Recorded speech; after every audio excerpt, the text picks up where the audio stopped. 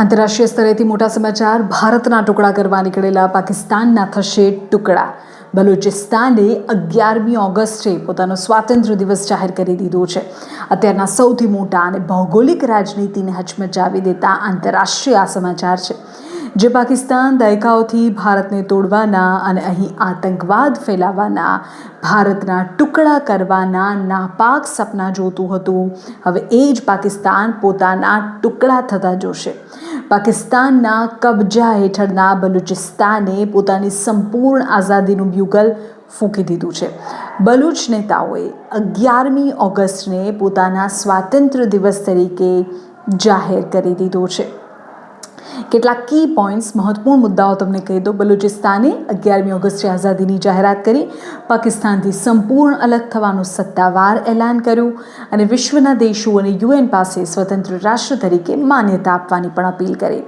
દાયકાઓથી પાકિસ્તાની આર્મીના ક્રૂર અત્યાચારો, ગેરકાયદેસર કબજા અને બલુચ યુવાનોના અપહરણ સામે લડી રહેલા બલુચિસ્તાને હવે આરપારની લડાઈ જીતી લીધી છે. બલુચ નેતૃત્વએ માત્ર આઝાદીનું એલાન નથી કર્યું, પણ સંયુક્ત રાષ્ટ્ર, યુએન અને ભારત સહિત વિશ્વના તમામ દેશો પાસે બલુચિસ્તાન એક સ્વતંત્ર અને સાર્વભૌમ રાષ્ટ્ર તરીકે માન્યતા આપવાની અપીલ પણ કરી દીધી છે. આ બાબત પાકિસ્તાનના માટે એક મોટો આંતરરાષ્ટ્રીય ઝટકો છે.